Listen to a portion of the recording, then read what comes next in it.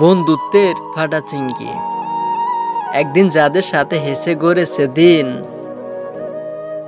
রাত জেগে ভাগাভাগি করেছে স্বপ্ন চিতি, আজ তারাই যেন মুখ ফিরিয়ে চলছে দূরে। কোনো কথা নেই, নেই এক ফোঁটা উত্তর। ফেসবুকে ছবিতে তারা হাসে, আমার ইনবক্স পড়ে থাকে নীরবতা।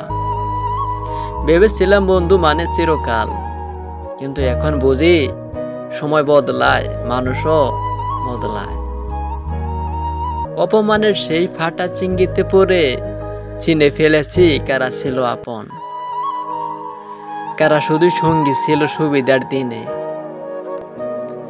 বন্ধু ভাবতাম যাকে, সে হয়তো ভাবতই না আমাকে। তবু কষ্টগুলো পাথরের মতো জমে থাকে, স্মৃতিগুলো হঠাৎ হঠাৎ খোঁচা দেয় হৃদয়ে। বন্ধুত্ব কি তবে ছিল কাছের মতো, একবার ভাঙলেই আর জোড়া লাগে না। ধন্যবাদ সবাইকে।